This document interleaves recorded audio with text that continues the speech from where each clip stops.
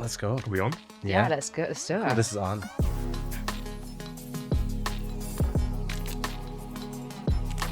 And there's so much conflicting information. And the worry becomes, I need to go in and go hard. Like, she's the only female that's going to be walking into that area. Most people aren't really paying attention to anything else but themselves. That can be a whole new problem. Everyone probably takes it for granted because they think they're going to be young forever. And I love a difficult client. For me, that's the most significant change I think I've seen in the industry since I got into it 10 years ago.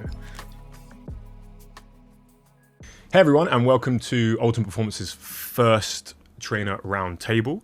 Today we're going to discuss common barriers to entry to fitness. And now whether that be feeling like you're too old, too anxious, or you've got injuries that you're carrying, we're going to have discussions around real client stories that we've all dealt with. So stick around and let's hope we can find something that changes your mind about training. Let's start by thinking about the barrier of I'm too old. I've got a really nice client example, a lady that I have worked with and still work with called Sarah. When we met, she was 64 and she came to UP thinking about reversing and managing her osteoporosis. So I actually did her initial consultation and we discussed the thought process around her feeling like it's too far gone, being too old, and her nerves around potentially ending up on medication, which she really didn't want to do.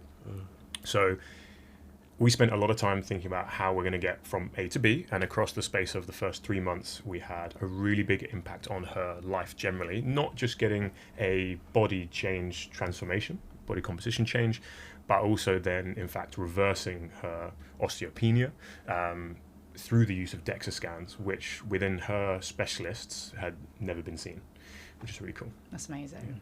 We see that a lot, don't we? Like, people come in and they have these problems that they're like, I'd like to get fit and healthy, but I know that I'm not going to be able to change this. And then it's just like, I don't know about you guys, but in the back of your head, you're like, no, We can just change you it. wait, just you wait. And it's such a good feeling, isn't it? Mm-hmm. What I really love is seeing people who consider themselves older or elderly take that step and really make a massive change, because to me, I want to be in that situation when I feel like that, and I find it genuinely really inspiring and exciting to follow journeys like that and be a part of it. Love it. No, I definitely feel the same when I look at my long-term client, Marissa, who's been featured on quite a lot of our kind of media. She started with me at 57 and she wanted to prepare to do Everest Base Camp at the time, but she'd never stepped in a gym. She'd never really trained before, and watching her now, 7 years on, which is a very long time, she's in her mid-60s. She practices Olympic weightlifting once or twice a week, and she trains with me 3 times a week, and she trains like an absolute beast. Yeah. And this is someone who didn't move well when they first started. You know, she had quite stifled movement. We had to really take things slow initially, but you look at her now, you would have thought this woman has been training her whole life, and she is so jacked, and she is so strong, and she inspires me half the time because of her absolute determination, and it's kept her young. And, you know, she often say that 80 is the new 60. Oh, which I love. Yeah, Love that. that's amazing. Fantastic.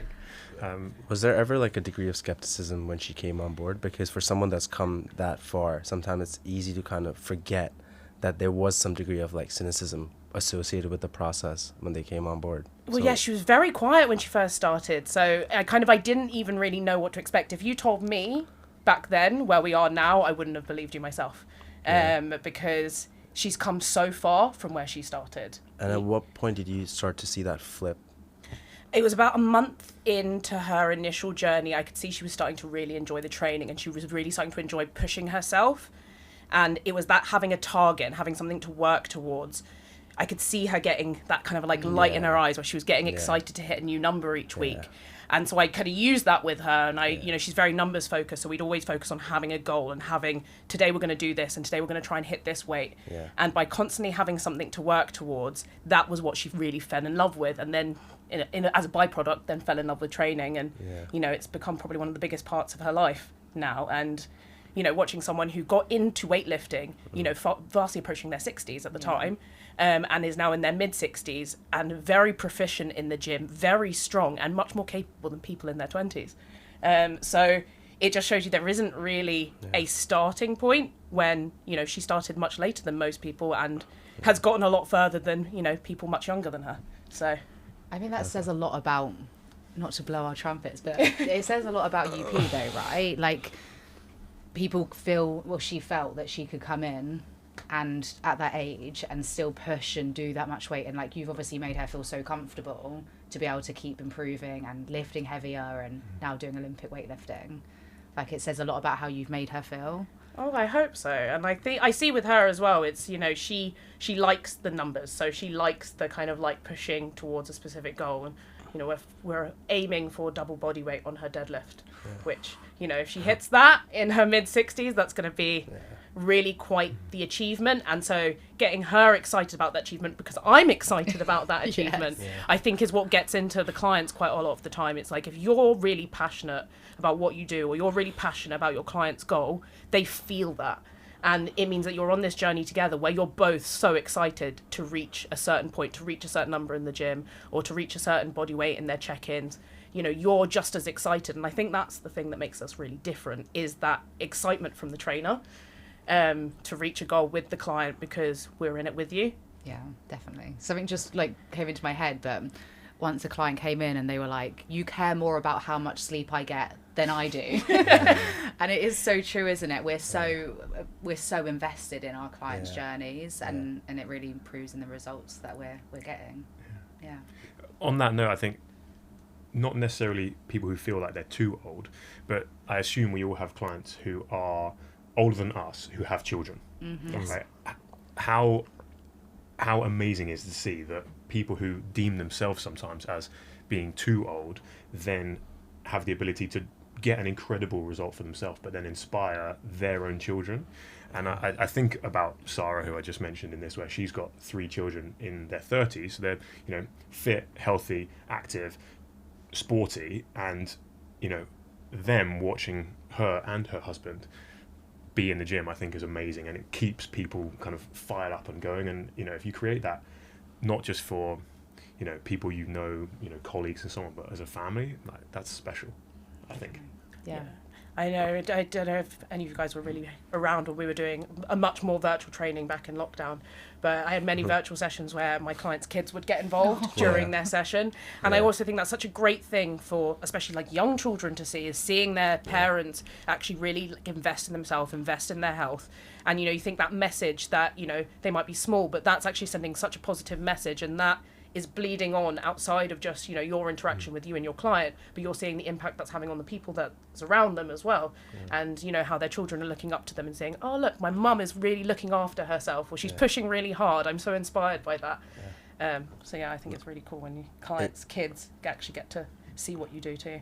Yeah, it's funny you mentioned that, because the same exact thing happened during lockdown as well. So we were in Singapore at the time, this like back in 2020, and I was training Marcus for about a year, and at that point he completed his transformation. His wife was training with my mentor at the time, Mike, and they both were on virtual training. And then one day their little son John was you know, can I give this a shot?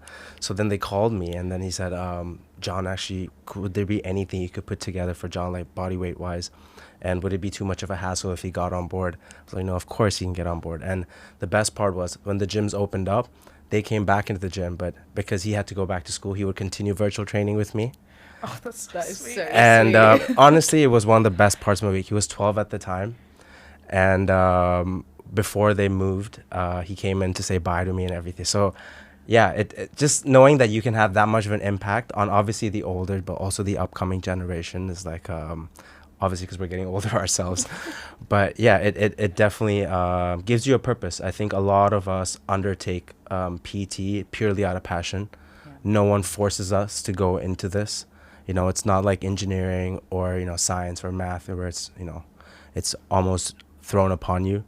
And we do it purely out of passion. And I think UP kind of almost elevates all of that because of the structures and the systems they have in place.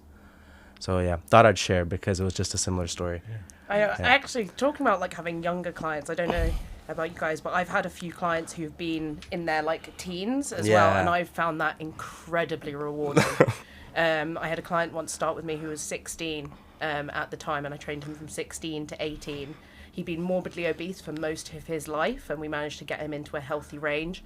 and watching the impact that would have on his life in the long run. Now, Yeah. prepping himself in that sort of way at that age is going to have so much value going forward. We're still in contact, actually. This was quite a few years ago, and he's still on track. And it's like watching that impact that it can have. Like, he learnt to cook for himself during the time, because that was one of our little tasks. I used to set him homework every week. Gave him the cookbook, and I said, each week I want you to pick a recipe from that cookbook, and I want you to learn how to cook that dish. Yeah. And he slowly taught himself to cook over the course of the transformation. So now he's able to cook for himself. He knows the meals that are going to fit his diet. He knows how to look after himself. So it's given him, like, not only just like the skills to take care of his body, but actually adult life skills that can take him through into actual life. And for me, that was one of the most rewarding transformations I think I ever did in my career. Just getting to see that. That's awesome. That story and that skill set, that is invaluable to people, isn't it? Which, I love it. That is really cool to hear all those stories. And I just love how I found, anyway, quickly people can overcome that feeling, that they can feel like, okay, I'm too old, like my time has passed, and that's so far from reality, which I love. I think there's the best part is that we live in a time where there's more information than ever about the fact that the older you get, the more important actually it becomes to participate in resistance training, or any form of exercise in life. You know, we've got all these podcasts on these days on health and wellness, but it's true though. We live in it's the golden age of podcasts. You know, we had radio at one point, then we had film, and I truly believe because of the access to information we have, and we have all these medical professionals who are doing it for free out there. A lot of people are a lot more aware that, you know, they should probably get in the gym and not only just jump on the bike or the treadmill, but actually lift weights. There was a time where it was only for bodybuilders and athletes, and now you essentially have everyone that has a gym membership. Yeah, when we think about the massive shift globally, I think, from not just thinking about lifespan, but thinking about health span, the importance of resistance training is growing and growing. And for me, that's the most significant change I think I've seen in the industry since I got into it 10 years ago. I love it. Yeah. Marissa used to had a very good saying for this, which I think she did in her interview, where she said, I could have a Ferrari, but be in a wheelchair. And I thought was a really, really good point, where it's kind of like, if you look at the value of taking care of your health in terms of monetary value, the ability to walk, the ability to get in and out of your chair in the long run is going to be more valuable to your life than anything you can buy for yourself.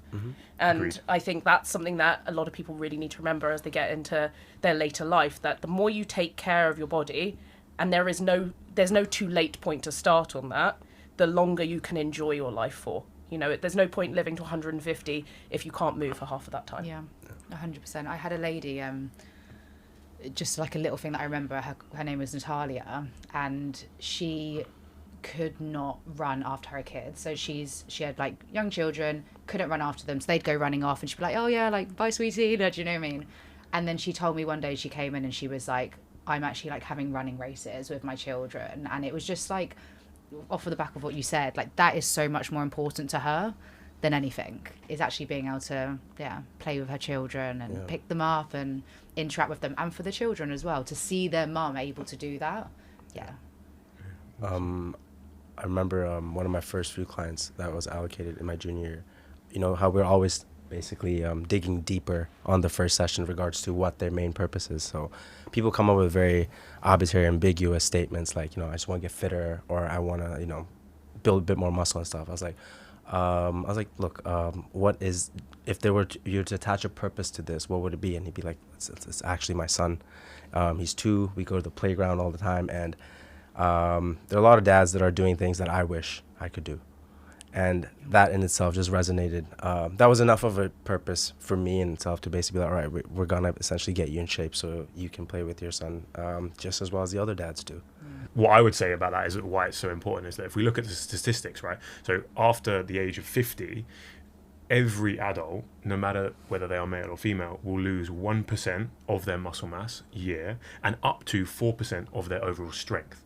So it is imperative that we look at weight training, specifically weight training, as we all age. Unfortunately, when you look at all the data, we know that, yes, while it's beneficial, walking, swimming, cardiovascular exercising, it's not enough to prevent those age-related issues as such. Yeah, so I always think is you got to think your body will always adapt to what you put on it. So as much as walking is going to have a benefit for your general health, in terms of maintaining your bone and your muscles, it is not loading enough through those parts of your body to actually cause an adaptation. So I always like to think of it as like if you look at a tree that is placed in a windy area, that tree will slowly get thicker around its bark to create more resistance to the wind that is pressed on it. The same principle applies when you train in the gym. So when you train in the gym, you're forcing a resistance through your body and you're causing your body to start producing more bone or more muscle to make that area stronger. There's no late point to start at that. If you are starting at that in your 60s or 70s, you're going to prevent a lot of muscle loss. You're going to prevent a lot of bone loss. You might not necessarily be able to undo a life, but you can definitely slow down that loss. Yeah, agreed. I think what I find one of the biggest objections is in that is, especially not necessarily with clients that I've met, but friends, family, things like that, people I know from outside of work. They see how we train. They see what is mostly put out there on social media, and the worry becomes, I need to go in and go hard. I need to go to failure straight away. I need to look like that guy. I need to look like this lady. But if we go back to Sarah, what I was talking about earlier on, and we use that as an example, through the consultation, we talked about her bone density loss. We discussed about previous knee injuries that she'd had, and upon our movement assessment that we all do with clients, we looked at an approach that started mostly with just body weight. So it wasn't a weight-based routine initially. Things, we all know incline hip extensions, split squats especially, they were kind of our foundation because we can generate challenge through tempo, rep counts, X, Y, and Z. But that then became the basis that we then built out. And now, like you said, with your client that you mentioned, she's going as hard as anyone in there, any of the trainers, right? So she'll train all the way to failure and beyond. And yes, I've known her for over a year, and that's been a slow process, but it's small steps to get there, and it starts really slowly, and that's a really important point to stress, I think. You work your way up to training hard, because I think even when you first start training, a lot of people when they first start training, they feel the burn and they freak out and they go, oh, I don't like this. And it's something that you grow to like over time, once you give yourself a bit of opportunity to enjoy it. But it's also not something that you necessarily have to rush in because you haven't actually built the skill to train like that yet. Training is as much a skill, and actually training safely is as much a skill. So you have to start in a way of actually acquiring the skill and the ability to train to then train hard. So when you look at a video of someone, kind of pushing well past failure and crying on a leg extension, they've earned the right to do that. You won't have to start like that. You might find yourself pushing towards that once you've gotten into it, but initially it's getting yourself in there. I often say the biggest barrier is just getting yourself into the gym. And actually the first step is just go. And then everything else comes at its time that it's appropriate to bring in. I think that's a really good point, is like just in terms of how we program. So, when we kind of sit down and we start doing the first program, is I think a lot of people might be quite scared because, like we said, they think we're going to just push them really hard. But I don't know, just a bit of a discussion with all of us. But your client, like you get to know how much you can push them within the first few sessions and making them feel comfortable and not pushing them to that point where it's uncomfortable, right?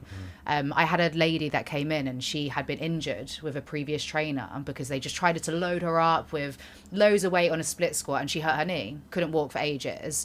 And I tried to put her on a split squat and she was like, absolutely not. And I slowly, I was like, okay, fine.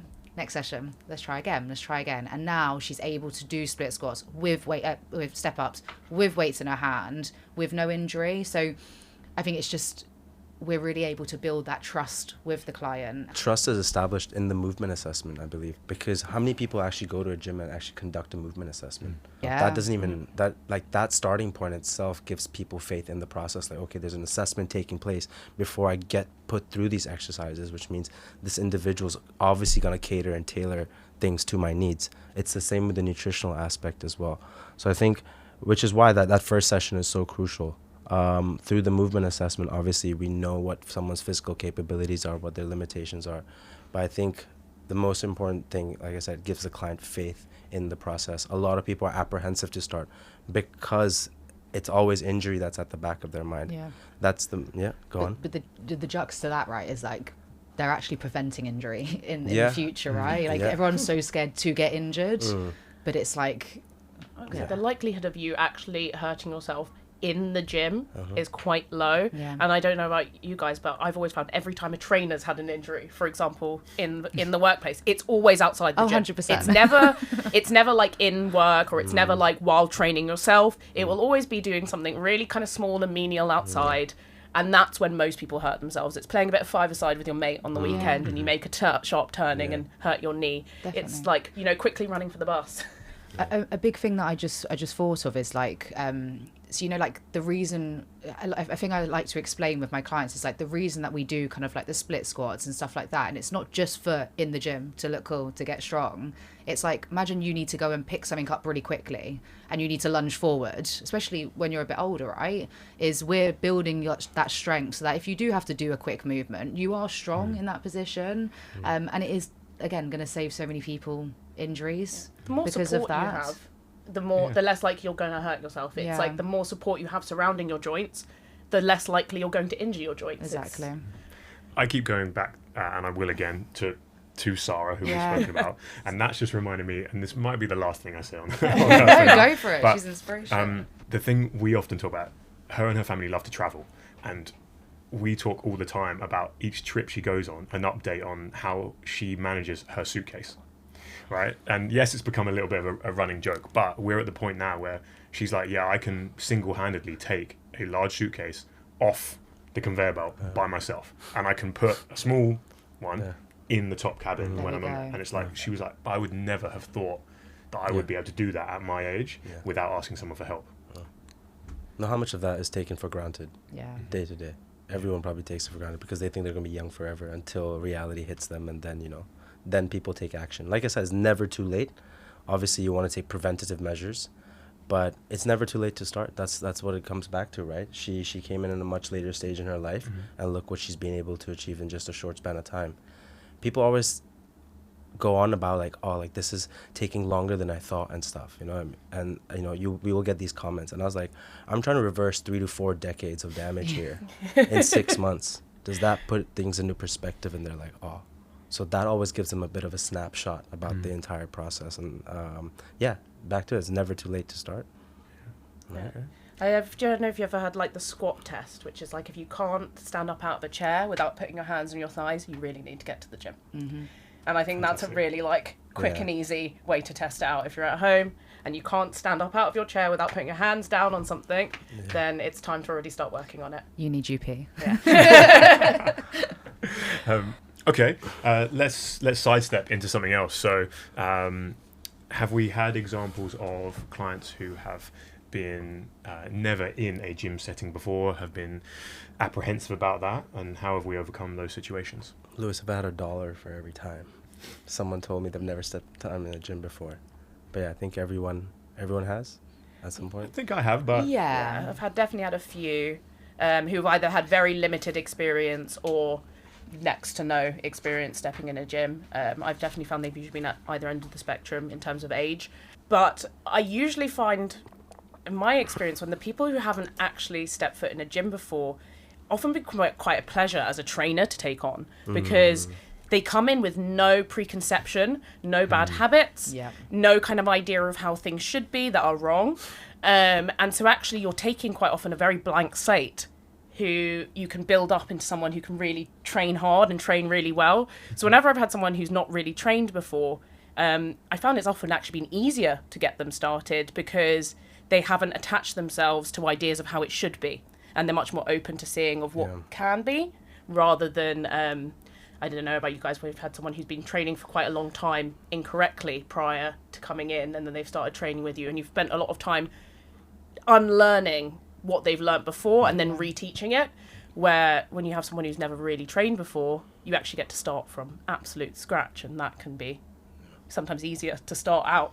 Yeah, I think they're like a sponge, right? Like you can just completely teach them exactly what you want and they take it on really well. Because I think our success with a client, or the success with any kind of transformation, is how much your client takes on what you tell them. And the more the more a client listens to you and takes on your advice and takes on the cues you give them or the directions you try and push them in, the better result they get. And when someone hasn't been into a gym before, they're coming in much more receptive. So they're coming in much more open to actually really hearing you and taking on your advice. Sometimes I actually say more of a barrier can be someone who's stepped in a gym quite a bit before and might have done things a certain way which have either, you know, been outdated or they weren't quite taught properly in the beginning, and then they become very attached to that way of doing things, and you have to then kind of redirect, and that can often be more of a challenge, I think, for me. Yeah. I think the point you mentioned there about how much they listen to you is one of the most important things in terms of when we talk about a result. I think the most meaningful thing for me is seeing people months or years down the line. I actually had a client who I saw last Wednesday who came back after 2.5 years. Oh. And for him to come back in and look the same and feel and train and everything, be the same person that he was when we finished, bearing in mind we only did 8 weeks together, I was so impressed with how much he took on, how much he kind of, like as you said, like absorbed like a sponge, and then just used that for 2.5 years. And we're only going to do now another small stint together before then he does the same thing again. So when you think about people investing in their health, like for me that is it, which I love. Well, it's as much of it's a transformative process. I always tell people on day one, it's an educational one. I'm going to educate you on essentially how to eat for your body, for your type, for the goal that you're working towards. I'm going to teach you how to essentially move under load, which is going to be a skill as well. So you're going to be educated on that element. And then I'm going to essentially educate you on how to, you know, on certain behavioral habits as well. How to control your cravings, how to find substitutes for food, which falls under nutrition as well. How to sleep better, or just even manage your stress. And like I said, as much as, you know, we see the end result, I don't want to be too cliche or corny, but it's really about the person they become on that journey. Whether it's 12 weeks, whether it's 6 weeks, whether it's, you know, 2 years, it doesn't matter. If you see it as like a 12-week process of like, I'm going to go in and I'm going to do this and then I'm going to go back to what I was doing before, you won't maintain your result. And I think one thing that when you talk about education, something I really work on, and I think most of us do when we go through this transformation with our clients, is actually educating them that these are habits that they need to build for their life. You know, it's not just you come in, you do 12 weeks and then you get shredded and you leave. It's like you come in, you learn the skills that you're able to then utilize beyond that 12-week period. And actually spending time with most of our clients towards the end of their transformation, or if they stay on afterwards, actually teaching them how to maintain their result, I think is something that we all really work on. So it's not just you come in, you do this, you leave, you come back in a year's time back where you started. It's like, I want you to be able to come in, leave with the skills to be able to maintain it, and then when you come back in, say 2 years later, you've managed to maintain your result, and actually we now get to work on even cooler things because you've got a much easier base to start from for us to be way more explorative with where we go. You know, I always say the funnest part comes after the transformation, and it's actually when you get to work on, you know, big long-term goals. It's not just a 12-week goal, but it's like, where do you want to be a year from now? Where would you want to be 5 years from now? And actually looking at bigger picture of where you want to take things and the kind of capabilities your body can have to go in any direction you'd really want it to. I always say, at the start of the process, we're forecasting, and then when we hit our goal, we start backcasting. That's always, you know, because like you said, you have bigger goals, which are, you know, 2-3 years down the line, which means you almost have to reverse engineer the process from there, rather than be like, all right, in 12 weeks, I want you to lose 12% body fat.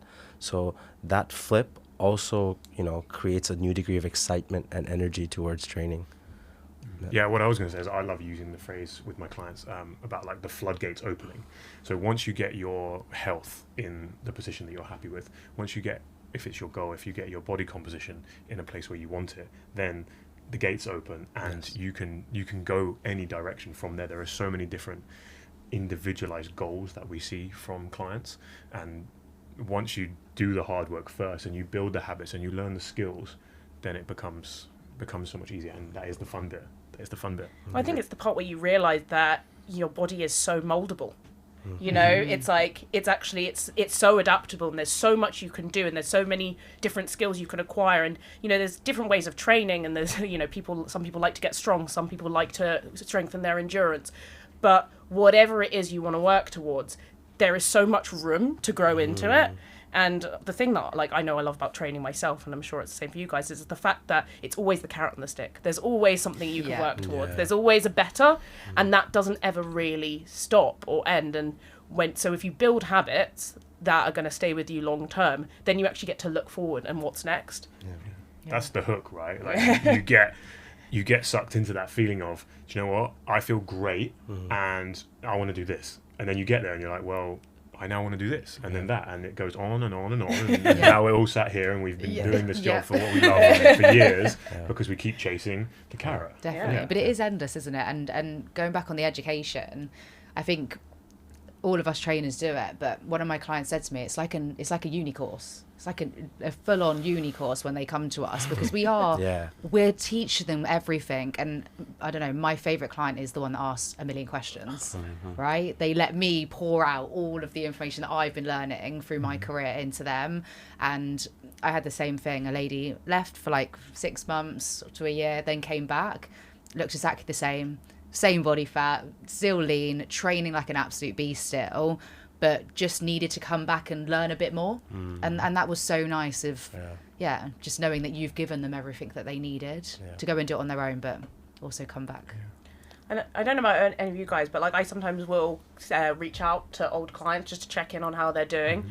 And it's really satisfying to hear when someone's maintained afterwards, especially if they've not been training with you and they've actually gone away and they are like looking after themselves, and then seeing that they've managed to hold enough of what you did together to be able to do it themselves. That's really satisfying. Proud, right? Yeah, definitely. Like a proud parent. And especially, like, I don't know if you've got people that have never gone to the gym before that can now train on their own. You know, those people that are like, oh, I would never train on my own. I could never step foot in a gym on my own.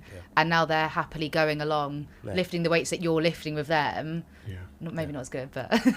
but I had a client who, years and years ago, that when we met, we only agreed, due to timings and her job, that we would only train once a week on a Saturday morning. And she had never stepped foot in a gym before, ever. So it took us the first 9 weeks to give her the confidence, the skill, and 9 weeks sounds like a lot, but 9 hours. It's 9 sessions.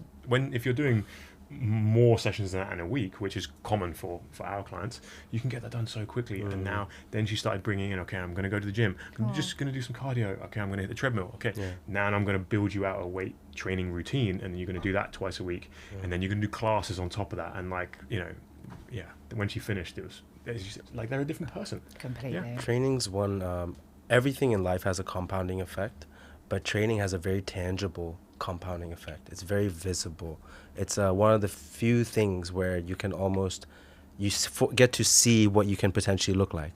There's nothing else that basically gives you that degree of like validation, I think. You know, when you get a pump, for example, you can essentially almost see what, if I keep training like this is what I can potentially look like. There are very few things in life that almost showcase that. I think with your mental strength as well, you know, it's like if you feel physically strong, you feel mentally much stronger as well. And it does have like a direct byproduct to even just processing things. You know, when you go into the gym, you get to let out a lot of energy, a lot of emotion. And I think it can have such an amazing knock-on effect to your mental health. That like strong body, strong mind really is real. Like, you know, it does really have an effect. And I know when I've had periods of not training so much, or if I like kind of like, you know, I think all trainers have periods of time where they've fallen out of love with training at some point. And I know I felt mentally it found it much more difficult during those times. And as soon as I start training again, as soon as I get back into it, I'm like, oh my God, this. And that just really reminded me, I had a lady and she hated training, like absolutely despised it. Every session she'd come in, she'd just be stood there like, okay, hi, like, let's get started. And just progressively each session, she'd get a little bit more happy. The other day she came bouncing in. I'm like, you okay? She's like, yep, let's go. Like and her love for training has just progressively got better every single session. And it's just really good to see. It's so interesting for PT that's so experienced to even talk about falling out of love with training, because it's so common. It happens, and I don't think people talk about it enough. Everyone talks about how much they love training, how much, you know, it makes them feel. And look, it does. It is our anchor. It probably is an anchor for all of you. Yeah. But because we've been doing it for what, a decade over, there are moments, and it's so normal for our clients to experience that too. Yeah. You know, how many times is a person like throwing in time, be like, I can't do this anymore, or like, and you know, we go through it. So if we go through it, they're obviously gonna experience that at some point, right? Yeah, I think quite often sometimes clients can think we're robots who like obsessively love training and Yeah. dieting. like we don't like to eat pizza sometimes and sometimes don't want to go to the gym. It's like we are still people too. We've fell in love with it enough over the time that it's become our passion. Yeah. But I think everyone's had periods where you're like, I don't want to go to the gym today, or anyone's Yeah. been in the gym, you've kind of like started your session like, oh, I don't want to do this. Mm-hmm.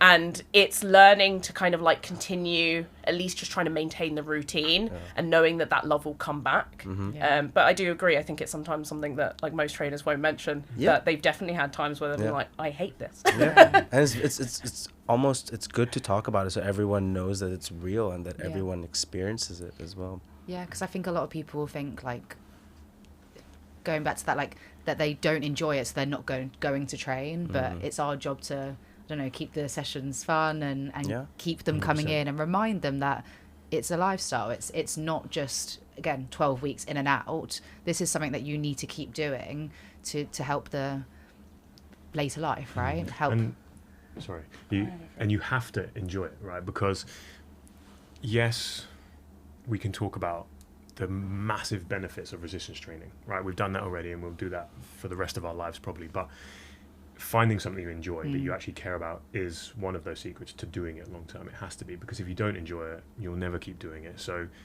it is our job, and it is all personal trainers' jobs to make sure the client you have in front of you, yes, you take care of, but they enjoy the process, right? Otherwise, you don't get anywhere. Definitely, and I think that's the thing of like the way that we program. We don't want people to think that when they come to us, it's just going to be a set plan of what we want you to do. We are going to tailor the program to make sure that it's what you want. It's very personalised to exactly what goals you're pushing towards. And it doesn't mean that if you really don't like something, okay, let's have a discussion, let's change it, and let's make it fun for you to walk through the door and do your session every week. Yeah, I think it's often finding that balance as a trainer between what's optimal but what someone is actually willing to do. Yeah. And that's our job, is to find where that meets in the middle. You know, it's to find where what you're willing to do and what's actually optimal for you to do for your goal, and we find where those two things can meet. And sometimes it's agreeing on, you know, different things, or it's kind of adjusting the program specifically to the client. You know, if they say, I absolutely hate this exercise and it makes me not want to go to the gym, I'm not going to make you do it, because Yeah. I'd rather you want to come in, I'd rather you want to keep training and us work around it than have to kind of like go in and force you to do something you hate. You know, Yeah. I'm not a bully. Yeah. I'm a support. There's a degree of adult babysitting in this Yes. process. Yeah. You know what I mean? I always say it is adult babysitting to some degree. It's like they're throwing a tantrum. I don't want to do this anymore. I don't want to do split squats. It's like, well, you're gonna have to do the split squats. Or say, I don't want to eat this anymore. It's like, well, then you find substitutes, you Yeah. find alternatives, and like you said, you find that happy middle ground. So it's sustainable in the long run. I always say with training is like, you're never going to regret a session. Like you might not want to do it, you might hate it the whole way through, but when you leave, you're never going to regret the fact you did it. 100%. Yeah. So if we think back to what we mentioned in kind of the topic in I've never stepped foot in a gym before, what I've gathered from all those different stories is that the mindset shift can happen really quickly. And if you do it in the right way, being someone who's never been in the gym before is a huge benefit and an advantage to you, so that you can be molded into something that then becomes fun, enjoyable, but then long term as well. I want to pick up on something that you said earlier on, and this is going to take us into the kind of next kind of topic that I want to talk about. So you mentioned injuries earlier on, and we kind of just left it there, but I think this is probably the biggest barrier, because people who have been injured due to life events, but also then to sport and so on, or even past training, that becomes a huge barrier to people in terms of they become nervous about going to the gym, they become nervous about working with someone. You mentioned someone was injured by a previous trainer, so you know, have we got examples of those cases and how we've overcome it? So obviously you want to prevent injuries. You know, that's always going to be a number one. It's probably in terms of one of the parameters, one of the most important things. That being said, I always say there's a tax to pay for everything, right? And I would be lying if I said none of us have been injured in the past, or even clients to some degree, right? Everyone undergoes injuries. I think it's so important to talk about this transparently as well. Would you rather not do anything and basically be afraid of injury, or would you rather put your body through training, improve your composition, and then have a couple of niggles here and there? That's your choice entirely. The niggles you pay here and there, that's the tax. That's the tax. Yeah. I love the phrase, you can either be weak and in pain, or you can be strong and in pain. Yeah. And although neither of those things you ideally want, as you said, as we all age, we have these little niggles, get out of bed, we feel stiff, but either you can be frail, or you can be fit, healthy, athletic, strong. And I think that embodies that. Yeah, I mean, you have top tier athletes who have the best physios on their side, and things still fall apart from time to time. That being said, I'm not saying injuries should happen. Obviously, they should be avoided, but they're part of training. So that shouldn't stop anyone from joining the gym. That being said, having a qualified PT does assist with that. Yeah. And that's where we come into play. Also, because it gives you a chance to, we can program around injuries. Like I have a long-term client of mine, Lisa, who she's trained with me for many years, and she kind of had 2 injuries happen at 2 parts of her body simultaneously. So she had an issue with her knee and with her neck. And all of a sudden we had to look at her programming and completely change everything around, because what we were doing is not something we could continue doing, at least for the period of time. So I had a talk with her physio and looked at what she could and couldn't do, and kind of going based off what her physio was telling me and what I know myself, I designed a program around her injuries. We actually found she made quite substantial progress in her physique during that year, because all of a sudden we had to work around things we hadn't before.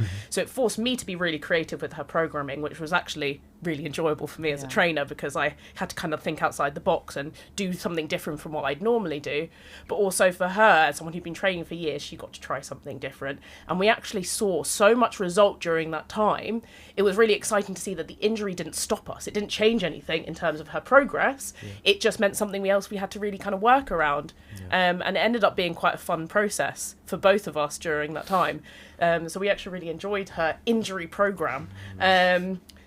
But it was something we had to work around, and that's where our kind of expertise comes in, is being able to look at something and go, okay, we can still train, but we're going to have to train slightly differently. Yeah, definitely. I think that's a whole extra kind of page to this story, right? Where, yes, we've got clients who are apprehensive about starting training because they're injured and they're recovering from that. But then in that case, you've got people who, let's say you're working with a client for a year and outside the gym, they have an accident or they hurt themselves. That moment of them trusting you to go, I actually still want to train. How do we do this? That's a whole different barrier entirely that we're overcoming, I think. Yeah. 100%. Honestly, I think everyone that I've trained in the 6 years at UP has come in with a physical limitation. I wish I was handed someone that was pitch perfect, but that's never going to happen. That's not the reality of things. We work with highly sedentary individuals of a certain demographic and age, and things creep up on you over time. It could be limitation in your hip, it could be a dislocation in your shoulder, but everyone comes in with something. And what makes us good at what we do is that we've dealt with all of this, which means every time we've dealt with someone who has an injury, we've built experience which we can essentially pass on to someone else when we take them on. And that's the beauty of essentially having experience in this game, and also working with individuals who you can kind of almost bounce ideas off. Yeah, I love a difficult client. I love a client that is actually comes in with some challenges and something that I have to work around, because I think for me as a trainer, I then have to really think, and I have to learn something new, and I have to kind of push the boundaries of what I know or what I've been working with. And then it means now when you get someone else who comes in, something similar, you now know, okay, this worked really well last time, and now I know how to work around that. And you can do a lot of reading and you can go to a lot of courses as a trainer, but there is nothing that really beats that hands-on Yeah. time on the gym floor with your clients. And, you know, the more years I've done this, the more I've kind of like developed certain skill sets that I've had to just learn on the job, because I've been faced with someone who's come in with something and I've had to learn how to work around it. And I think that's where a lot of our upskilling comes. And I think at UP we've got the amazing advantage of we're surrounded by loads of other really experienced trainers. So if you don't know, at least one of your colleagues will, and you can work together on working around it, and you have so many people you can get advice from. And that makes it really like, you know, you've got every client has the whole team behind them. You know, they might have their totally one agree with trainer, that. but they've got, you know, the 10 other people there who's been helping them out with their programming, with their nutrition, with working around injuries. I think with the 2 to 3 hours that we spend as a team a week in meetings or mentorships or whatever, I think that's such an important point to make, that I feel does make UP different. Or I know it makes UP different, because no other company that I'm aware of does that. And it allows us to share stories like this, but also share problems and share things like, okay, like I'm struggling to work out this, help me with this program, help with this nutrition plan. And as you said, I think that's such a benefit to a client, because they're not just working with a person, they work with an entire team that has depth. Yeah. And everyone in that team as well will have varying degrees of knowledge, or will have dealt with varying degrees of injuries. So it's like, you know, even if you've maybe not dealt with that before, someone else in your team would have. And if maybe not in your kind of like closest circle, at least a little bit further that you can reach out to. So there's always someone you can ask, and there's always a way to learn how to. And I think that does really make a massive difference, and especially for people who are nervous about getting injured in the gym, you know, you're not just dealing with one person's expertise, you're dealing with an entire team's. Something that I'd just like to share in this about my favourite client story regarding injuries is a guy called Chris. I still work with him. I saw him this morning. He's been with me for coming up on a year, and he was referred by another client of mine, but he was very apprehensive because of his injuries. So he'd just recovered from a full Achilles rupture, but he was also then waiting to undergo a double shoulder replacement surgery, which was, and I think this is part of what we just spoke about there, which was new to me. We talk about hip and knee replacements all the time, right? But shoulders, I was like, okay, how does that look? So yes, you take the time, we all do, to go away, research this, look at what does that look like? Can I get in touch with the specialist, the surgeon? And we did. So we had various conversations around, okay, this is the date for shoulder 1, this is the date for shoulder 2. Okay, we've got 4 months until that time. So as you mentioned about programming around that situation, we had to think about, okay, what can we do that is lower than shoulder height, because he couldn't get his arms higher than here. All right. So looking at lots of leg work, lots of core work, structured dieting. Great, he had a lovely kind of change in his body composition, but then he felt confident enough that when he went for that first surgery, he said to me he wasn't scared about the rehab, which, like, for me, that just made it all worth it. Fast forward to now, we've had both surgeries, okay, and only yesterday he saw a surgeon for their last follow-up to say, all clear, go ahead, do whatever you can. He can now get his hands above his head, and the fun starts now, as we said earlier on. I think a real key one actually that you mentioned there is the willingness to work with his surgeon as well. So I think that's something that's really different here, is like most of us are really willing to work with other professionals that your client might be working with, and actually most of us really want to. Like whenever I have a client going to see various doctors or seeing physios, I'm always like, please get them to send me the report too, because I would love to be able to know more about how you work. And I always find that's really valuable. You know, if, say they go to see a dietitian or they go to see a physiotherapist, I'm always like, please send me the report, because that gives me another opportunity to just get insight into your body and actually be able to work with you even more effectively or even more personalized than what we were doing before. And if they ever want, you know, say their physio ever wants to speak to me, I would really take pleasure in actually having a chat with them and getting to know about what they know and kind of meshing the expertise together. So yeah, I think even in the example of speaking to the surgeon, I think that's something that most of us are really willing and open to doing, which I think in the industry generally you can see a little bit more protectiveness, where people can be unwilling to allow other experts insight into their clients. Egos just get too big. Yeah. And people are afraid to outsource. So, like, yes, it might be a medical report, but it might be blood tests. It might be physios rehab programs that we can kind of get our hands on and have a look at. And there must be other examples of where you guys have had opportunities like that, right? Definitely. Like we're experts in personal training, right? And other courses that we've maybe done. But talking to a physiotherapist or a chiropractor, like, yeah, we're going to work so well. And for the client as well, to have all like 3 people on board, it's such a win-win situation for them. Because if they're seeing a physio, I would like to know what the physio is trying to strengthen, trying to work on, so I can integrate their rehab into our training. You know, I want to be able to actually utilise, you know, this information to improve the training that they're doing with me as well, and be able to utilise this information to kind of like personalise that approach so much more. Yeah. Conversations with a physio don't have to be, oh, what's the plan? Tell me what to do. It Yeah. can be, this is what your plan looks like. How often would you like the client to do it? Okay, what am I doing in my programming in the gym with a client 1, 2, 3 times a week that's going to support that, or even take that to another level? Because stage 1 rehab can be, for a lot of people, a little bit tedious, can be a little bit boring, and we've probably all done it. It's one of those things that you kind of really just want to get over and done with. But then if we as personal trainers can say, okay, right, let's say you've been given that for a 12-week plan, we can take that on. Okay, what are the next steps to go, okay, we can get you back healthy and happy, or what we might term in the rehab space kind of return to sport, where we can get you back to running, get you back to playing football, rugby, whatever it is.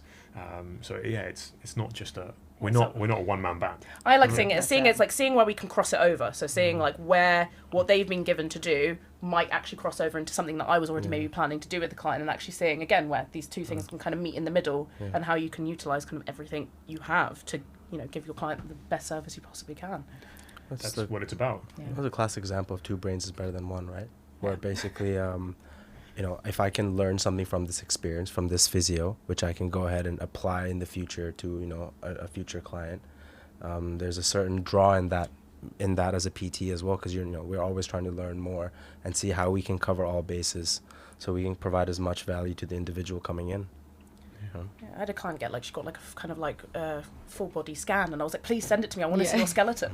You know, because it's like, that's something, I know it sounds crazy, but it's like, it's, you know, quite often you are trying to like see your clients, you know, their joints, their skeleton kind of underneath their body in the gym. And so I was like, you know, it's not often that you get as a trainer an opportunity to see what your skeleton looks like underneath. We're trying to kind of visualize what's under there, right? And I think that's a really underrated point, where people think about movement. And yes, we mentioned earlier on about the movement assessments that we do at UP, but people might look at it as, oh, I'm tight here, I'm tight there in terms of muscles, but people don't necessarily think about skeletal structure, which can massively differ person to person. So like having a scan of someone's skeleton, like, Fantastic. that's amazing. Absolutely invaluable. I was like, send it So to me right cool. now.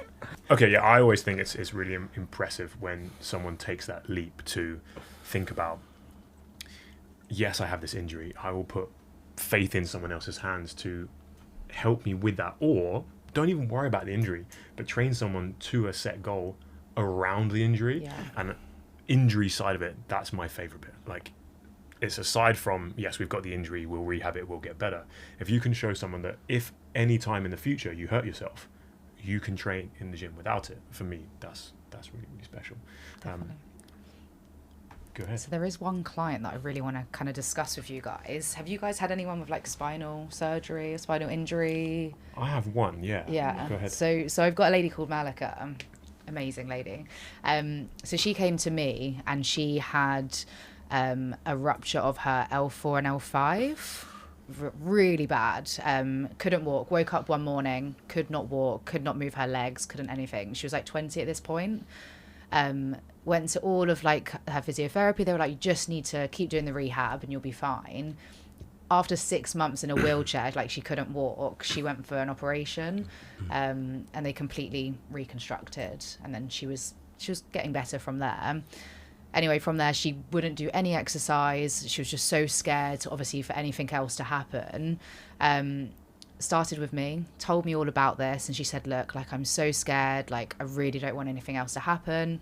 And I was a bit nervous. Like, when I did her photos, she's got this huge scar down her back, and I was like, okay, like, this is going to be a challenge, but I want to see this girl doing split squats, deadlifts, incline hip. Like, it was just something I really wanted to see her do.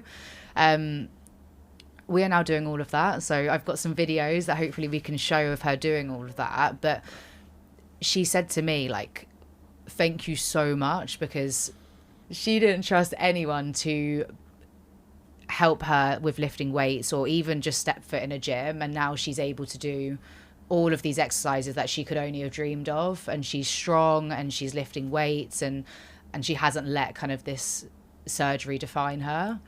I think spine is actually one of probably the most common fears when people first start training, because especially like things like lower back pain or back injuries or slip discs are very, very common, and a lot of people are nervous that they may have gone to the gym in the past and they've gone to pick up something awkwardly and then they've gone, oh, my back.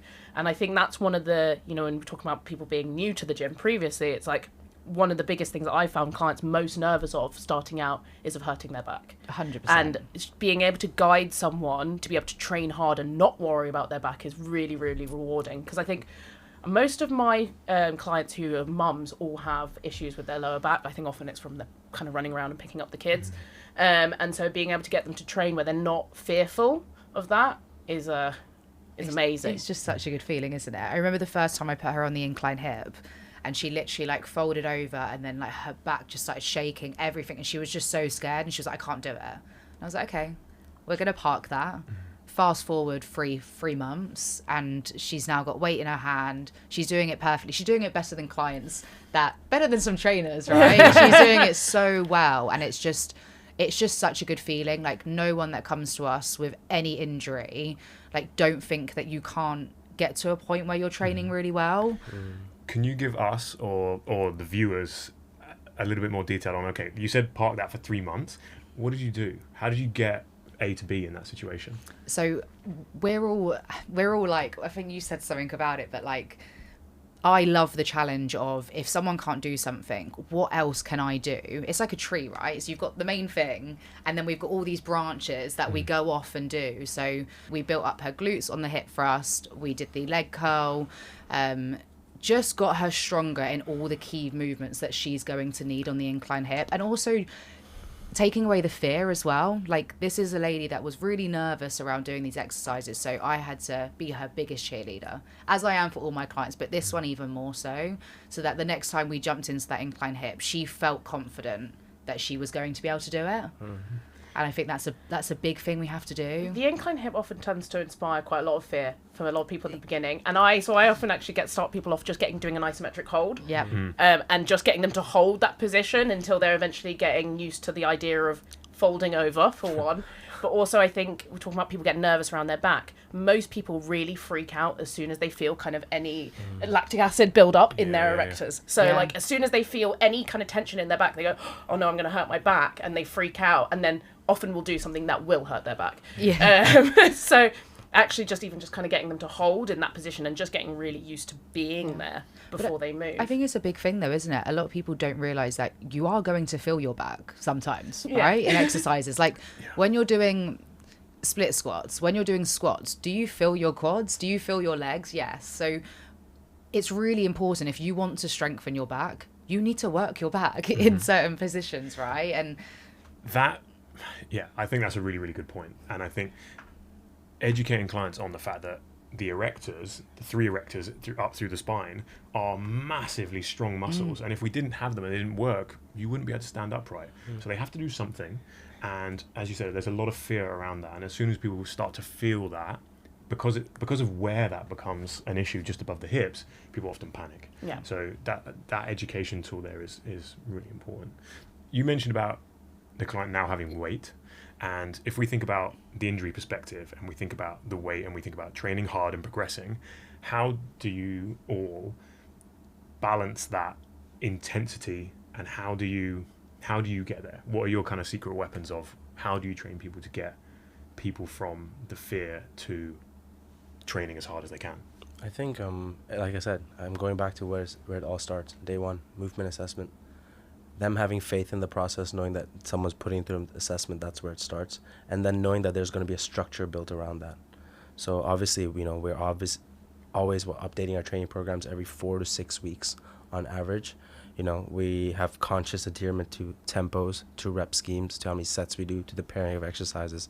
Having all these structures and systems in place not only gives the client confidence, it gives us confidence in the process as well. Because we're not just here, winging it or basically throwing out arbitrary programs. There's a structure. we have a trajectory that we want to, put our client on, and then we have a goal that we're working towards. And just having, like I said, a structure and system in place really paves the way for success. Yeah, I think people, like, I don't know about you, but that time spent on programming, like, we're not just programming that first phase, right? Like, I'm thinking about where I want them to be in phase 5 when I'm doing my phase 1. So it's like, and keeping our clients in the loop with it, right, is talking to them about how you've programmed it and telling them, right, you've got a PB today, look, you've lifted more, you're getting stronger. And I think back to what you said there, I think that really helps. Is a client that's really fearful is them seeing that they're getting stronger, the weights are increasing, their form's getting better. We film a lot, right? We film our clients a lot because I personally, I'm in the set with them. There might be something I'm not looking at because I'm helping with their hips or moving them into position. So I like to look back at the videos I'm taking and just make sure there's not something I've missed. But a really good thing is we send that to our clients so they can really see that the progression they've made from their first split squat to 6 months later. And it's just, I think that's a big thing that really helps.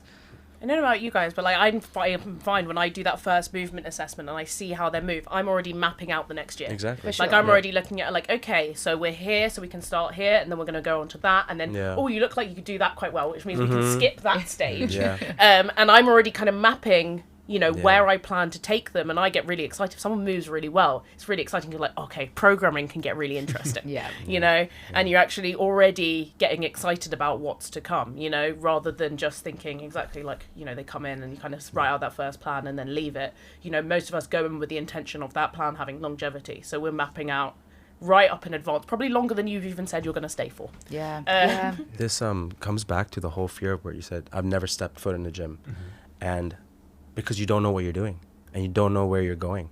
But if there's a plan in place, that automatically gives you a little bit of reassurance in the process. Like, okay, I guess I know what I'm working towards. How are we going to get there? And then when the trainer comes into play, like, look, this is what we're going to do at this phase, and this is going to complement this, and this is going to lead to this. And they're like, oh, I can kind of, you can almost see them go off in their head, like, there's like, they start connecting the dots. Because we work with very intellectual individuals. They're highly successful. They understand how structure works. It's just that someone has to paint that picture for them. And that kind of, like I said, gives them reassurance. And then regardless of whether you've stepped foot in a gym or not, at least you know what you're working towards. And that should be a good enough starting point. That would be, I think, one of my secret weapons as such, because when you go into commercial gyms, or what you see on social media nowadays, is all of the really complex, really awesome looking lifts, but people forget about the movement spectrums. Right? So if we think about the incline hip that you discussed, the incline hip extension, that falls kind of close to the middle of that hip hinging spectrum, where at the most advanced stage you've got straight bar and trap bar deadlifting, then you've got Romanian deadlifting, you've got incline hip, but then you can scale back to a hip thrust, like you said, and then even further if you're just targeting the hamstrings, to the hamstring curl, or even a Nordic or something like that, which people don't really play with that. But I think you talking about programming and the progressions is something that movement assessment allows us to get excited about, because you can pick where on the scale you go in at and go, okay, right, you're kind of like here on the scale, and then within a couple of months I know I can get you from there to there, and then maybe this is what a year looks like, and painting that to the client gives you that excitement, that longevity that we talked about at the start, and that roadmap that is enjoyable. That's also why people stay post transformation, because people get to their goal and then look, they're still not educated or experienced enough to kind of take it on from there themselves. These people they're working 60 hours a week, they've got 2 kids at home. The last thing they want to think about is their training programming. So we become the leading fitness authority in their life, and they outsource all of their fitness requirements to us. You never underestimate just how kind of like how much security having a plan can give you. I'm working with someone at the moment who can only train once a month and doesn't have much gym experience. So we literally started out with 4 exercises, and we just worked on those 4, and I was like, I want you to do those 4 exercises 3 times a week, and then when you come back next month, we're going to add in another 4 exercises, and now you have 2 workouts to swap between. And we've just slowly drip fed a new exercise, and it meant not only as it gives her an opportunity to go away and really master what we've worked on so far, but also it takes away all that intimidation, because she knows I got to go to the gym and I've got to do these 4 things and I've just got to do them well. And now all of this fear and all of this idea of like there's going to be too much to do, or there's too many people over there, she knows, she comes in, I got my plan, I go over there, if I can't go over there, I go over there, I do this many reps, and then I go. And I think a lot of people who have fear in the beginning is because we just don't want to be walking around the gym kind of looking around going, I don't know where I start, or how many reps I should do, or if I should do this many sets or that many sets. And there's so much conflicting information as well. So it can be really overwhelming. So actually when you know I've got to go and do this, this and this, it's much easier to execute it. That makes me think of another huge barrier that people have, which is that anxiety about being in a gym. And I suppose it does tie into I've never stepped foot in a gym before, but if you're confident and you go to the gym, that's just one step. But then actually knowing what to do and being anxious about how busy it is and everything like that, that can be a whole new problem. So I assume there's other examples of clients who you train, like we said earlier on, who are apprehensive about going to the gym by themselves. Definitely. I think a big one as well, and just to touch on like females. Yeah. Right, that's a big one. So I had a lady, she was so strong, like with me, like we're hip thrusting, we're in the weights area, like we're lifting the dumbbells, and I word it like that for a reason. But when she would go to the gym, that's the men's area, right? Where all the big dumbbells are, like she's the only female that's going to be walking into that area. And we had to play around with that. She was doing 2 with me, and then she started doing 1 on her own. And a lot of the time she'd be like, I only went on the treadmill. It was too busy. But slowly she started going into that weights area where her confidence grew. And she'd be like, yeah, I'm the only one in here, like lifting weights on my own. And I think that's a huge thing, is the way that we teach our clients. We do want them to be able to go in any gym and be the strongest in there, right? Or be the most confident in there, and not have to worry about what people are looking at or anything like that. So I think that's a big thing that I push my clients to want to I think get a key to. takeaway with it is like quite often people think that other people are judging them in the gym, or other Yeah. people are looking at them. And I always say there's 2 really important things from one, while they're in there, because training is quite a personal experience, and most people are very, very focused on what they're doing. And 2, the more you learn how to train, the more you'll look around you and realize no one in there knows what they're doing either, so don't worry about it so much.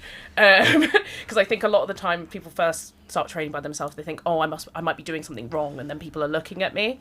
But actually, the more you learn how to train and the more confidence you build in the gym, the more that fear starts to go away. And I think especially I've had a lot of female clients and friends who've been kind of very nervous to go into what they consider to be the men's area.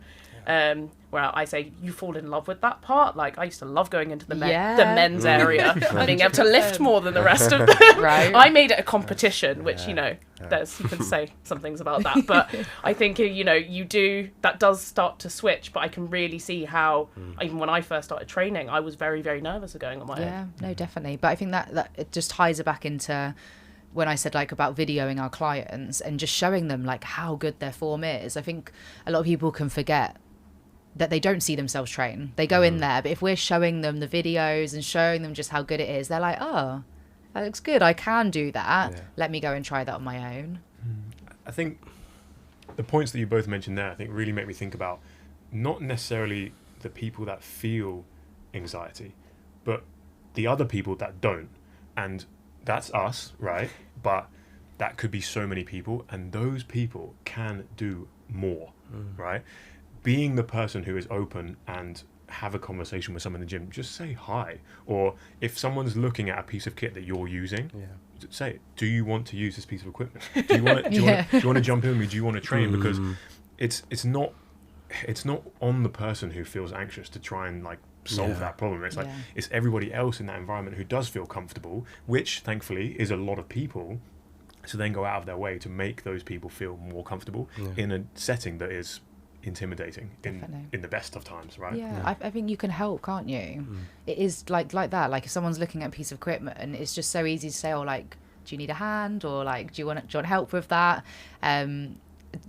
Bit off topic, but in the gym I think it's so nice when clients start saying hi to each other and starting to have conversations. They know more about each other than you know about them. and it just builds such a good environment. I think community is really important in most gym spaces, and most gym spaces have a very good community. It's just making those spaces as open as they possibly can be to someone else who has come in. Like, I think it's something that's so important that if you do see someone who's nervous in the gym, who looks like they're not comfortable there, make them feel comfortable, and also especially don't do anything that could possibly make them feel more uncomfortable. Because that's like, in the kind of days of social media and things like that, that's something I have seen happen. And I'm like, if someone's made the effort to like step in a gym where it can be a really intimidating space, especially first starting out, make that space an open space for them, make them want to come back, because they've taken the step to make an effort for themselves, and it's really important to encourage and nurture that. I think one point there is I think most of our viewers will know that UP are a appointment only personal training company, that we don't have open access, so members can't just generally come and train. It's all done on a one-to-one basis, so that often might make people feel like there is no community, or like, how do I get to know people? But I think we can all attest that is so far from the truth, right? Far, yeah. If anything, I think it makes it a more intimate, I think it's more of an intimate environment in that regard, because everyone does somehow end up interacting with each other. You can see the trainers interacting within themselves, then the clients are interacting as a byproduct of that. And it becomes a more open conversation, and we have people have our shakes at the end as well. They end up conversing on the at the shake bar. So yeah, far from the truth. I will never forget the first time Sarah, who I mentioned earlier on, did a set of press ups, and I was obviously giving it full beans, and we're facing the wrong way. I didn't know that there was then basically a line of people behind me who were also in sessions, who stopped to watch and then applaud when she finished, which I know it made her year, and it was so fantastic to see. And I think that's a really good example of the community feel when it's a private setting, but in a different way. I think I don't know, something that was going to come into that is like, I don't know if people know, but you can use any of our gyms if you needed to, right? Like, we have our like worldwide gyms, and you can go and train at other UP gyms. So if you don't want to go to a commercial gym and you're in the area where we have one, you can still use one. So it doesn't change the way that you're training. Yeah, we all have clients that travel quite a lot, right? So if clients are traveling to Washington, to LA, to Singapore, Hong Kong, Sydney, I could go on and on, right? But in those spaces where we have gyms, you can go and, as a client, have a session with a trainer there, and then take that pressure off and relieve any anxieties if you had any to start with. As much as I love training, and I will go out of my way to go train at a gym, I've always find it easier to be adherent if it's convenient. I always tell my clients this as well. Find the closest gym to you, so you're more likely to get that program done that I gave you to do. The same way I'm more likely to stick to my 5-6 day training program if the gym's right there. Not saying I wouldn't, but convenience does help. Yeah, I think that ties into another barrier of clients thinking they're too busy to get this done, right? And I think, yes, we have hubs of gyms as UP globally, but in London, where we are right now, we've got 9. So there is never a case where we're that far away.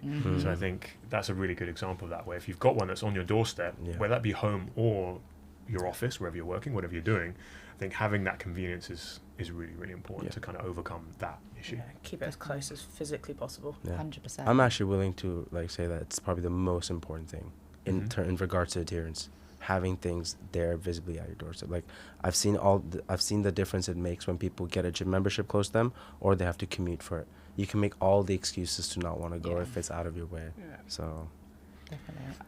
Go on. I was going to say, I think, talking about too busy, I don't know about you, but that's such a big topic with our clients, right? Like, I have a man called Stephen, and he's a surgeon, and he is on his feet all day. Like, the man doesn't sit down, and he is in operation after operation. Like, his list is endless. And I remember the first time he came into me and he said, "Caitlin, I don't think we're going to be able to do this." So he still made the step to come, but he said, "I don't think we're going to be able to do this because I'm too busy."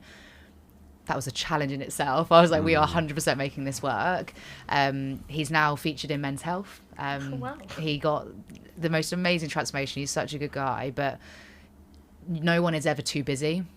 Do you know what I mean? Like, he literally would run to get his steps in between cases. In between being in the surgery room, he would run around the block to get his steps in, and it just shows like you can get it. Anyone can get the transformation. I'm sure some of us that do consultations, a lot of them will say, oh, I don't have the time. I don't have the time. But when you've had a client like this, it's like, this time. you carve it out, don't Right? you? Yeah, we have a client at St. Paul's where I am that he doesn't train with me, but he's a pilot, a captain. So he'll fly nearly every single day and still manages 3, sometimes 4 sessions a week, because it's such a pivotal part of his life to make sure that he can do what he loves forever. Yeah. What I say to people who think it's like they might not have time is remember what you're investing your time into.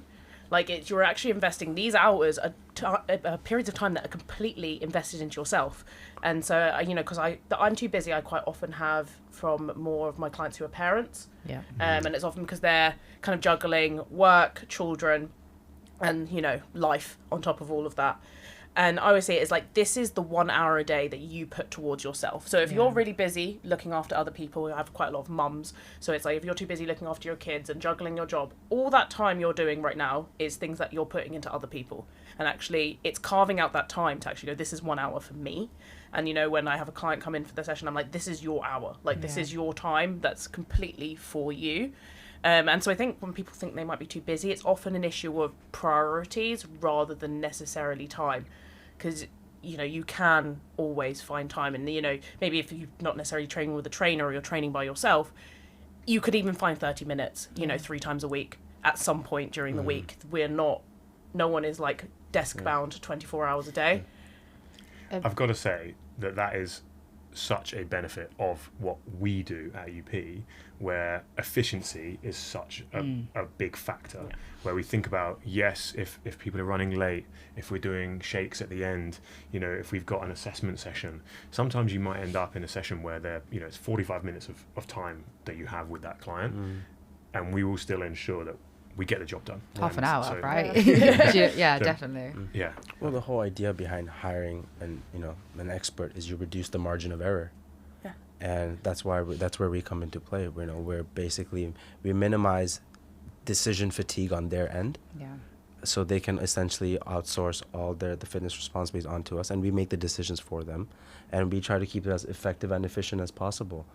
That really is the core component of it. Is anyone willing to share not so much a story, but information on how we make sessions so efficient? Yeah. So the way that we train, in a style of GBC.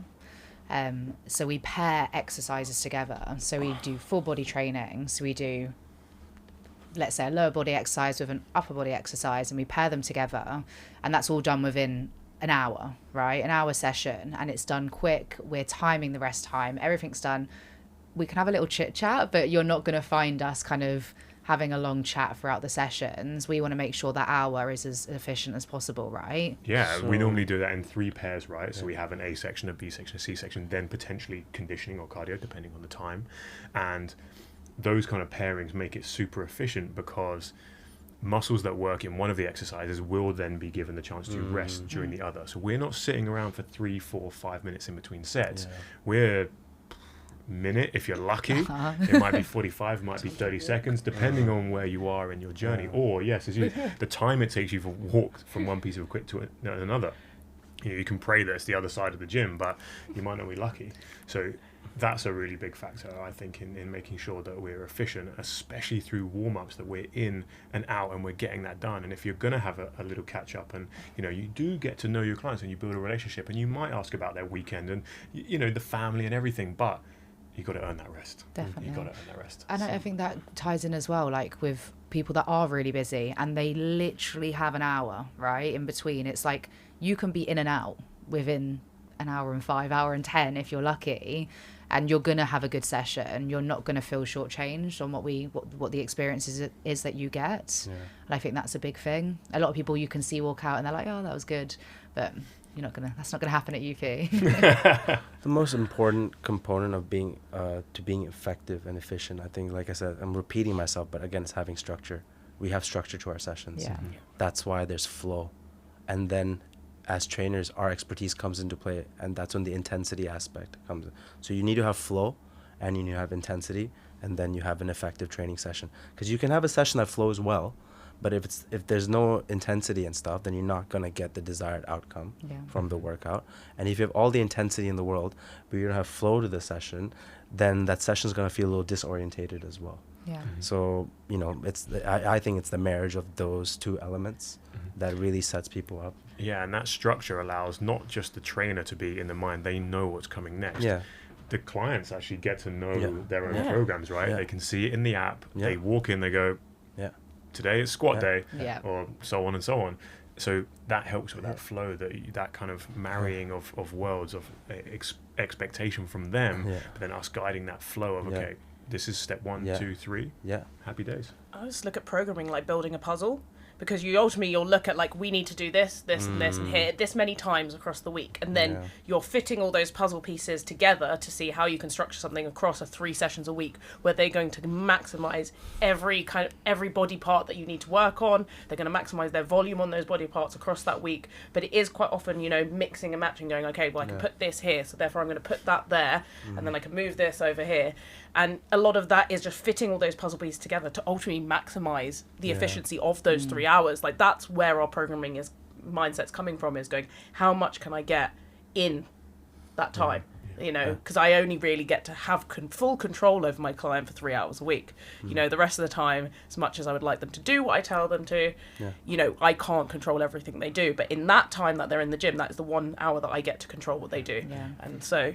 Yeah, and if you're watching, it's definitely us talking there about that training principle of frequency, and that kind of marries what you've just said there with that kind of GBC, or German body composition training, where yes, we might only be hitting, you know, one big body part or one big movement per body part or muscle group in a session, but if we're doing that 3 or 4 times a week, then it's still massively effective for muscle growth as well as everything else. And we're doing it with the right intensity as well. Yeah. I think we're pretty good. We have pretty good judgment of what failure actually feels like. And again, this ties into the fact that because we train ourselves, and we have our team trainings that take place on a monthly basis as well. So we essentially experience everything that the clients experience, which means we can essentially take them through that thing effectively and safely at the same time. At the end of the day, like, if we don't practice what we preach, it's going to be hard to take our clients through. And I think that's what it really comes down to at the end of the day as well.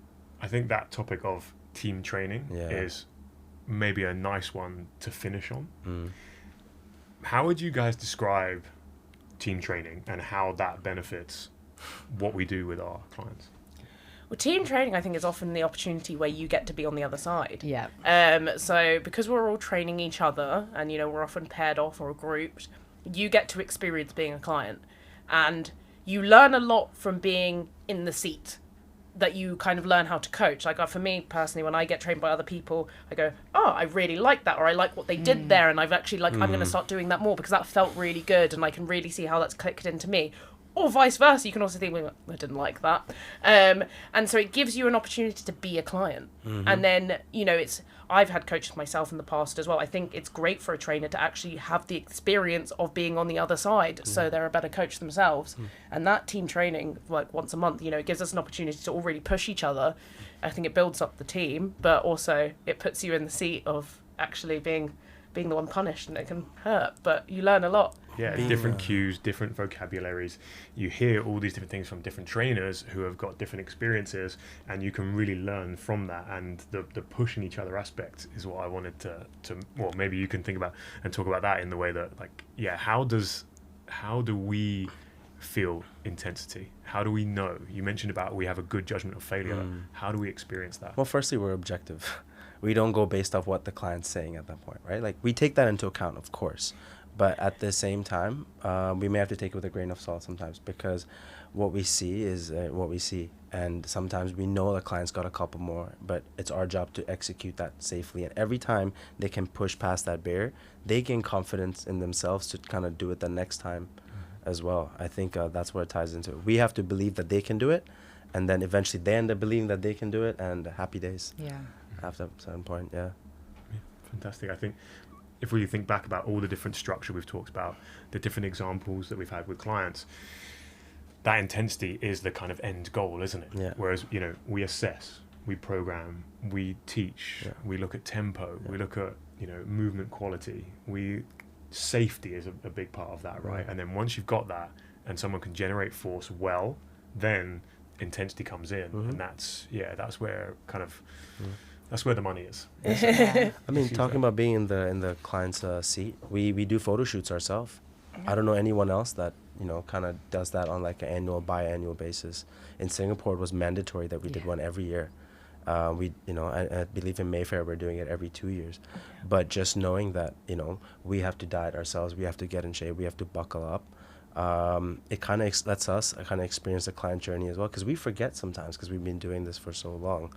But every time it refreshes our memory, we become a little bit more empathetic with our clients. But we learn something else that we can pass on to them as well. Actually, on the photo shoots, I use every photo shoot as a human experiment on myself. Yeah, there you go. And so I will pick a barrier that a client will normally have, and I try and implement that same barrier myself. So, like, for example, I've done 2 photo shoot preps without tracking, because quite often we get people going, I don't want to track calories. And so I've gone, okay, how do I do this without tracking my food? And so it's given me, I've used them as opportunities to actually upskill myself. Yeah. Because once you've done about 5 or 6 shoots, they start getting a little bit less exciting. So you have to find new ways to make Yeah. them inspiring. But I always use them as a learning opportunity. So use it as an opportunity to then go, okay, can I learn something new out of this experience? Or can I approach this in a way that maybe isn't the most optimal, but it's going to give me a skill that I can pass on to my clients? Yeah. I always say, like, I become an even better trainer every time I do a shoot. Or every time I diet, I become an even better trainer, Yeah. because it just does put us in their shoes a little bit more, doesn't it? 100%. Yeah. I agree. Is there anything else that you guys would like to share? Okay. One little thing, I don't know, it's going a little bit back though. Please go ahead. Just off of what you said about like going back to kind of being too busy, and you said about mainly that's parents. Yeah. A massive thing that I use, like a little tool that I use, is just what they do with us is going to help them be a better parent or a better doctor or a better pilot, because they are going to be stronger, mentally better. It just reminds me a little bit of Stephen. He actually, in his interview, he said that he now feels like he's a better doctor and he's doing more hours than people 20 years younger than him. So he's coming on to 60 now, and he feels 30, right? So he's now saving lives, like people on a surgery table. He's now feeling stronger and able to save more lives now for longer because of what he did with at UP. So I think it's just really important that you do have the time, and it's just going to help you in the long run. Most people's energy improves. I think that's one of the biggest feedbacks we've had from any client kind of going through the process is once they start training, once they start taking care of their health, taking care of their diet, they have a lot more energy to do other things. So Yeah. actually it's a bit like you have to start and go through the slog initially, but actually you'll find you will have a lot more energy to just do those things anyway now that you've started training. Definitely, yeah. I think that's a fantastic way to finish. Hopefully you've seen that at UP we're all about world-class coaching, world-class nutrition, and world-class care for our clients, but also their goal, maybe even sometimes more than the client themselves. So whether you've got feelings of apprehension about going to the gym, whether you feel like you've got a hectic schedule and you don't have enough time, whether you've got an injury or you feel like you're too old, all of us, every UP trainer, every UP team has worked with clients in your situation and can get you wherever you want to go. So if you feel like finding out a little bit more information or want to see more client stories, please head to the website or just reach out.